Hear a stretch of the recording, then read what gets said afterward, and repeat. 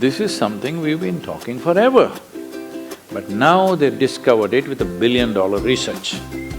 And I've seen hundreds and thousands of people who just become healthy and well.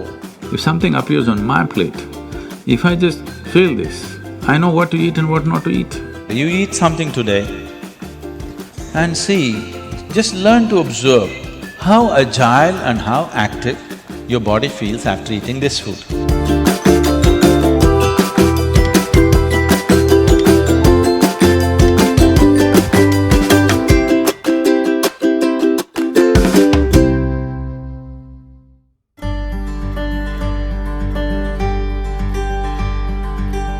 The simple thing right now that's a rage in the world is, if you come to our ashram, all the people there who are physically immensely active eat 10 o'clock in the morning, 7 o'clock in the evening, 2 meals.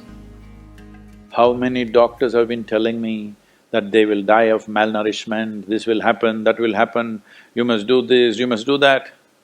I eat only 1 meal a day most of the days. One big meal I eat and that's it. And doctors telling me, no, Sadhguru, the way you're traveling, this will happen, that will happen, you must eat at least once in 4 hours, something you must eat. I said, leave me alone, I'm doing fine. But now, a big university in America comes up with this called intermittent fasting. It's not nonsense, it's good, but they rediscovered something that we have known forever. Now everybody is saying there must be a 16-hour gap. Then all your ailments will go away. What the hell were we saying all these thousands of years? The simple thing is, there are many aspects to this, psychological, physiological. But now cancer is on the rise in the world. A cancerous cell is like a criminal in the society. All of us have in our bodies. Only if they become… their concentration becomes more than what they should be, or they gang up and locate themselves in one place, they become like organized crime. There are pickpockets in Kochi, I'm sure. Hello? There are small-time criminals, individually operating in twos and threes. We don't take it very seriously, we leave it because it happens. But suppose all 100 of them got organized into a organized crime, now we will crack down. Because we know now it becomes a threat to the society. Similarly, cancerous cells are like this. Criminals, they're moving around, doing some damage. Their only problem is, right now, they're generally eating about 8 to 12 times more than what the other cells are eating. So if you just give sufficient break between one meal and the other, most of them will die because they cannot survive. This is something we've been talking forever. But now they've discovered it with $1 billion research. And I've seen hundreds and thousands of people who just become healthy and well simply because they're not fueling up all the time when the tank is filling. In the yoga center, all the time people are physically active. So everybody is very hungry by the time it's 3:30, 4 o'clock in the evening, they're extremely hungry. But we learn to live with that because empty stomach and hunger are two different things. Hunger means your energy levels start dropping. But empty stomach is a good thing. In the yogic sciences, today modern science also is coming in line with this. But what we know by our experience, you will spend $1 billion to come there. Because research is all about how many $1 million, that's how it is. Your body and your brain works at its best only when your stomach is empty. So we always make sure we eat in such a way, how much ever we eat, our stomach must be always empty within 2 to 2.5 hours' time maximum.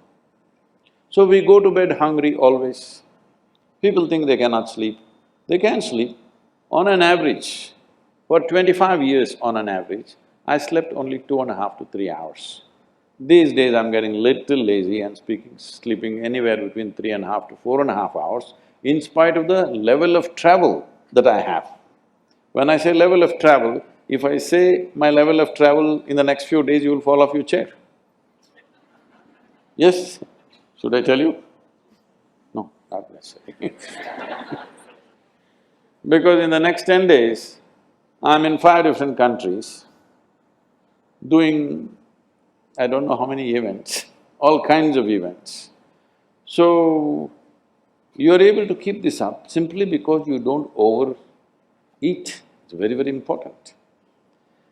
Everybody eats 2 meals, I generally eat only 1 meal, 4:35 in the evening, because I don't like to sit in front of the plate and worry about how much to eat. I like to eat well. So, 4:35 in the evening, if I eat a meal, it's only next day. Is this enough? Am I looking okay? Hello? Because any correction and purification that needs to happen in the body, your stomach needs to be empty. It's very, very important. Otherwise, the purification on the cellular level will not happen. You pile up things and then you have all kinds of problems.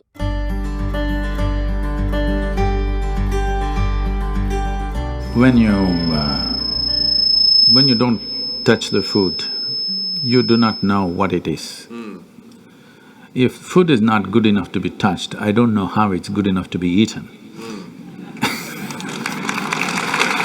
So we should not have listened to our mothers and we should eat with our fingers because touching our food helps us stay in contact with it. The cleanliness of your hands is entirely in your hands. The cleanliness of the fork is not entirely in your hands. This is true.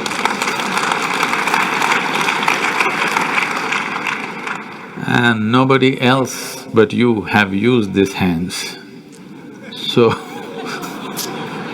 there is an assurance as to how clean or not clean it is right now. The fork, you do not know who's used it, how they've used it, for what they used it. And all they have to do is wipe it with a tissue and give it to you and it looks pretty clean. Above all, you don't feel the food.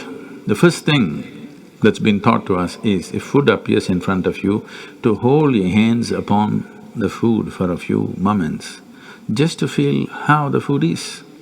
If something appears on my plate, if I just feel this, I know what to eat and what not to eat. What I should not eat, I don't taste it and then reject it, I just don't eat. Because my hands are the first level, not tasting in the sense the tongue tastes, but knowing the food. First thing is knowing the food. You want to know a person, you guys go and shake their hands. I'm usually avoiding that, but That's a good strategy. But the food that's going to become a part of you, first thing is your hands. Even if you physically don't touch it, just being conscious and being there, it clearly tells you how the food will behave within you. Whether this particular food on this particular day, should it go into you or not, because every day your body is not the same thing. Every day, every moment it's different. If you feel the food, you just know whether this food has to go into you on this day or not. If that much awareness is brought in, we don't have to go on telling people what they should eat. Every meal they must decide what they should eat in that meal. There is no one prescription that this is what you should eat for your life. That will feel too claustrophobic, that only this I can eat.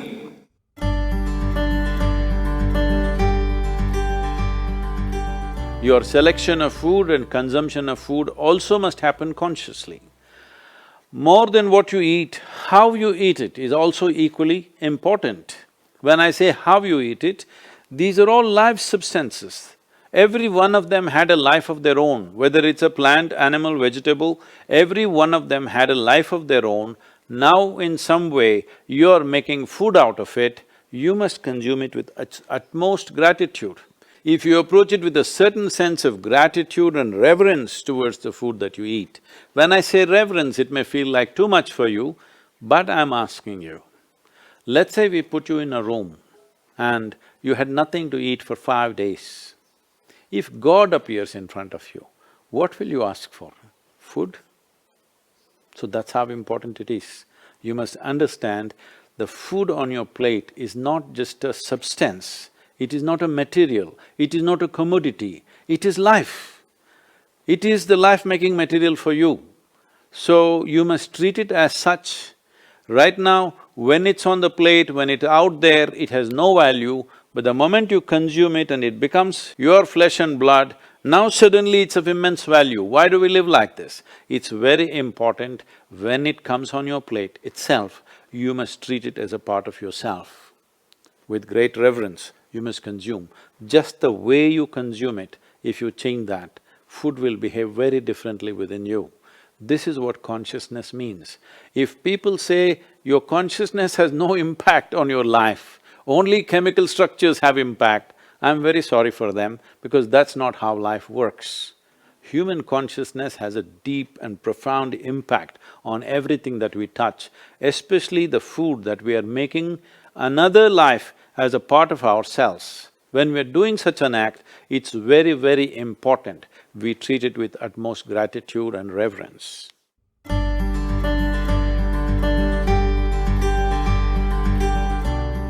I want to tell you, there is no such thing as good habit and bad habit. Habit means you are functioning unconsciously. If you are functioning unconsciously, that's a bad thing because the whole thing about being human is we are capable of doing things consciously.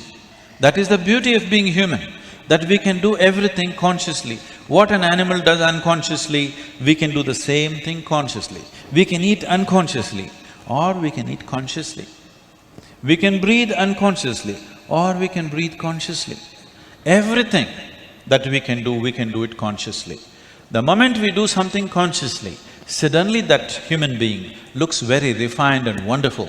Just because somebody walks and speaks consciously, doesn't he become a beautiful human being? Yes or no? That's all. So why is it that we are trying to develop habits as if there's a good thing? Habit means fixed realities, where you don't have to think. You get up in the morning and it'll happen to you. No, don't try to automize your life. That is not efficiency, that is the efficiency of the machine. This one is supposed to function intelligently and consciously. Nobody is expecting it to function like a machine. So, about food and stuff, food must be suitable for the body that we eat for. It is for the body. This is a building material for this body, the food that you're eating. What is the appropriate food? Unfortunately, is all messed up right now. Traditionally, we ate very sensibly in this country, but these 1,000 years of innovations have brought other kinds of food cultures, and today the national diet is pizza or pasta. What is it? Which is one? I don't know. Both were competing. So, we are losing our sense about food. It's definitely time to look at what is the most suitable thing. If I go into that food, it's a very long process, but you must experiment with food, not just by the tongue, but by the body. You eat something today and see, just learn to observe how agile and how active your body feels after eating this food. If it feels like it wants to go to the grave, that's not good food. If it feels like it wants to be alive after eating this, except coffee, because that's a stimulant. If you eat food and your body feels very agile and alive, that means it's good food, body is liking it. If you eat something, it feels dull, that means it's not liking it, it's having difficulty with it, that's why it feels dull. So just on this basis, there's a much… this is a very simplistic way of putting it.